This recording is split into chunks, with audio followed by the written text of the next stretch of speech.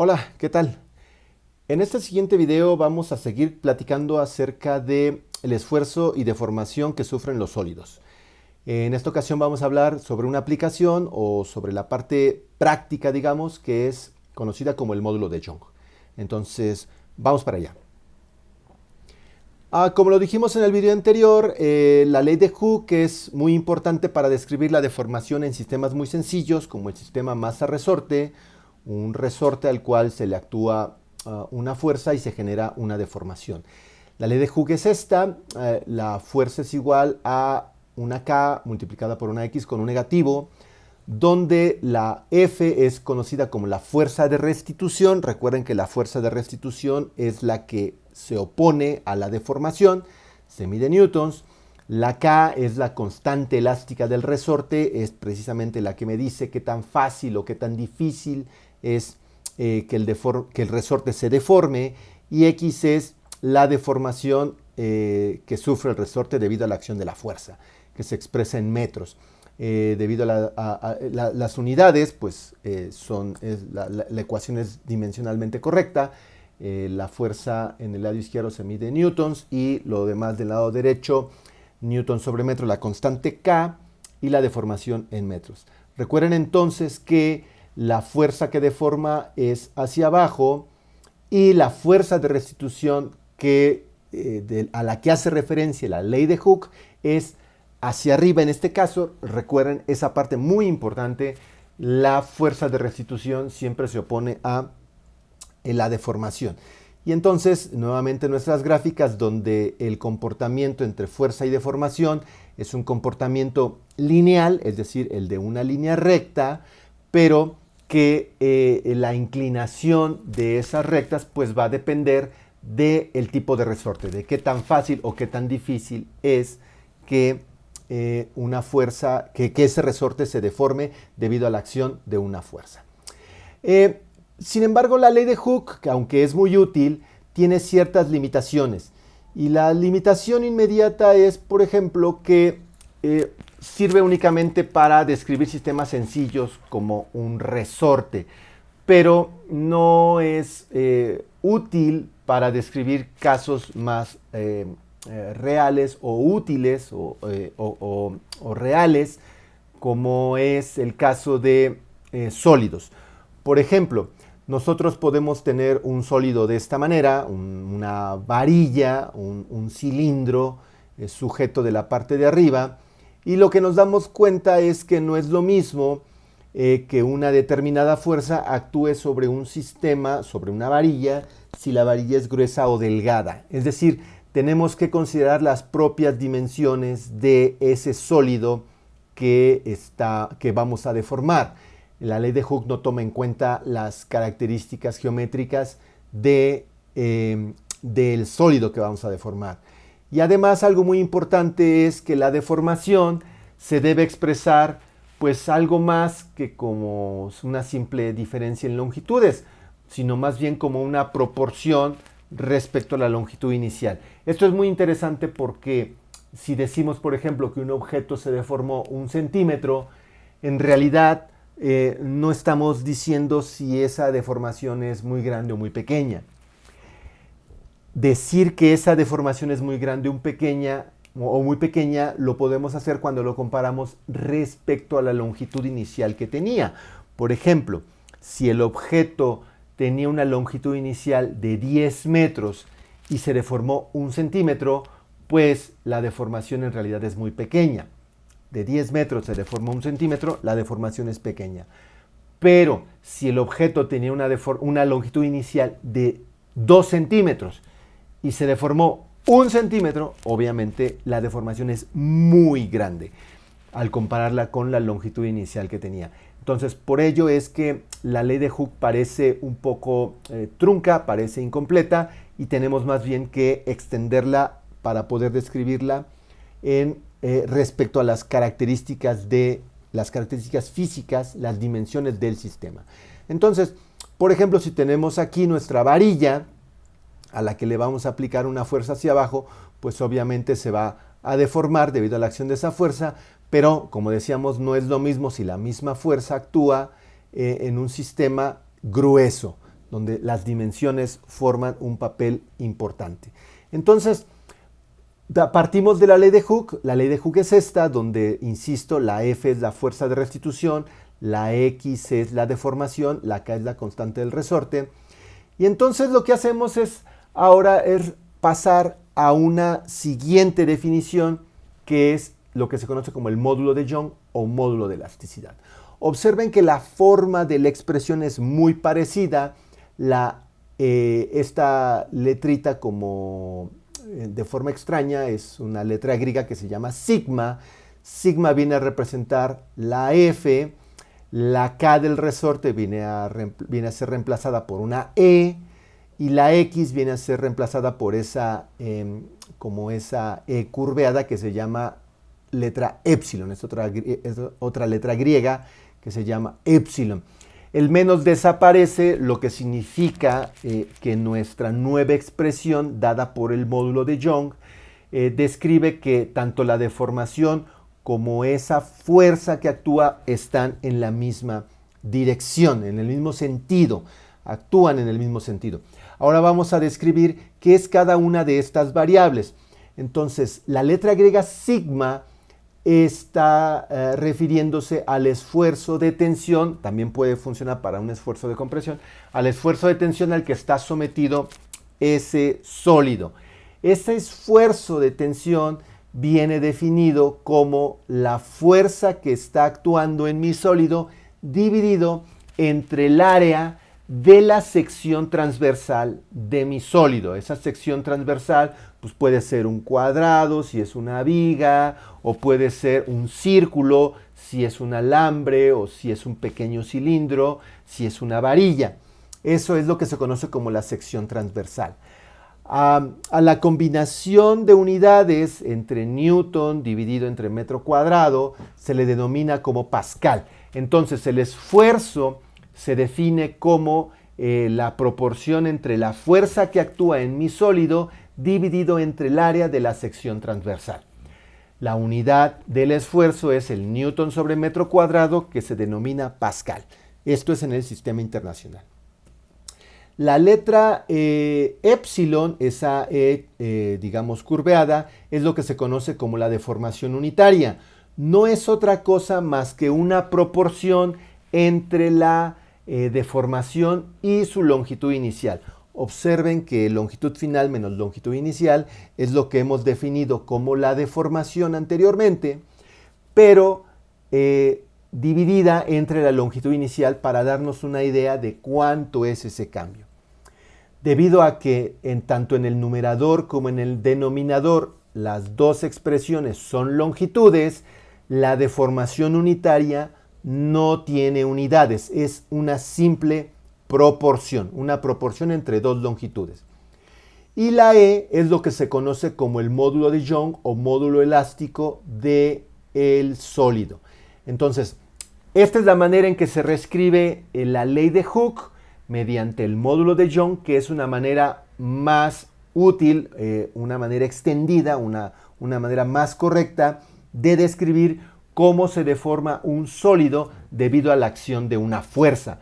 La fuerza en la ley de Hooke ahora cambia por el esfuerzo, la deformación ahora cambia por la deformación unitaria, y la constante elástica de Hooke ahora, o la constante elástica del resorte, ahora cambia por el módulo de Young o módulo de elasticidad. Entonces, esta es nuestra expresión del módulo de Young, y el módulo elástico, el módulo de elasticidad, el módulo de Young es una propiedad del material. Es una propiedad del material. Aquí estoy incluyendo una tabla con muchísimas propiedades de los materiales. No me interesan muchas de ellas, solamente me interesa el módulo de elasticidad. Todos los sólidos se tienen cuantificado esa propiedad, que es el módulo de Young. Pues, por ejemplo, en esta tabla aquí aparecen los valores de ese módulo de elasticidad. Observen que en esta tabla el módulo de elasticidad se mide en G-Pa. La Pa es de pascales y la G es un prefijo de cantidad que, como ustedes saben, es el giga y significa 10 a la 9. Entonces, el módulo de elasticidad en este caso está expresado en gigapascales. Recuerden, el giga es este prefijo de cantidad. Entonces, en el caso particular de la aleación de aluminio, el valor del módulo de elasticidad, que es un valor constante que solamente depende del material, no depende de las dimensiones, no depende del tamaño, únicamente depende del material. En el caso de esta aleación de aluminio, su valor es 71.7 gigapascales. Este dato sale de esta tabla, lo cual numéricamente pues, se puede expresar como 71.7 por 10 a la 9 pascales. Ese es el valor de la aleación de aluminio.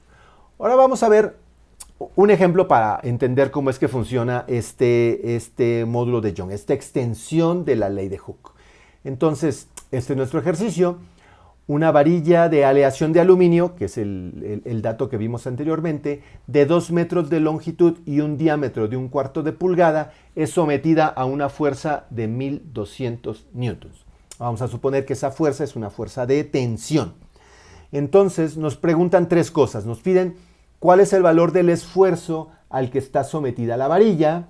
Nos piden cuál es la deformación unitaria que experimenta la varilla debido a ese esfuerzo que está actuando. Y en el inciso C nos piden cuál es la deformación neta que sufre la varilla. Entonces vamos a ver la solución. Recordemos que el esfuerzo se calcula mediante la expresión. Aquí está la expresión del esfuerzo.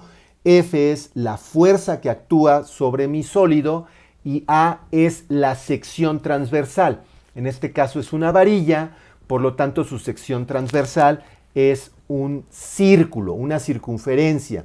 Entonces necesitamos calcular el área de esa sección transversal. Entonces el área de un círculo se calcula como pi por radio al cuadrado o, si ustedes recuerdan, como 1/4 de pi por el diámetro al cuadrado.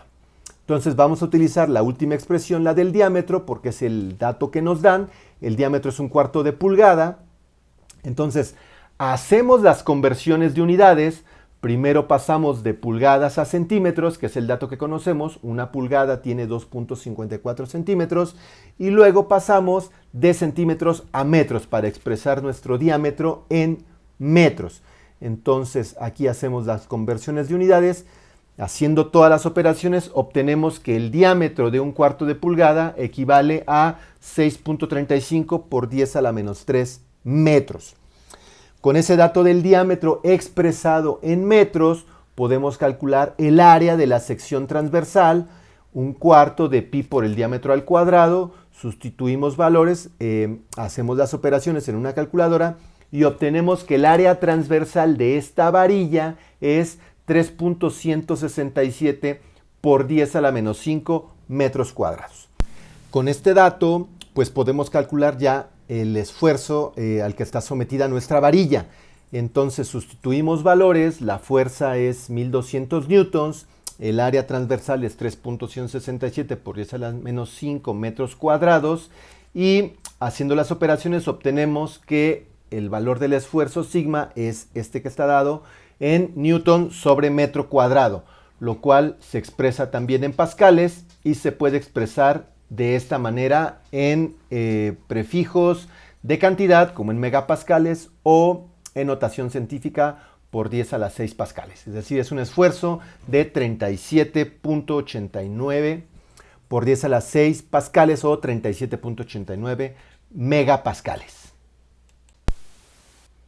Bueno, calculemos ahora la parte de la deformación unitaria. Entonces, la deformación unitaria y el esfuerzo están relacionados a partir del módulo de Young. El esfuerzo ya lo calculamos en el inciso anterior y entonces, a partir de la expresión del módulo de Young, podemos despejar la deformación unitaria. En este caso, la épsilon, la letra épsilon.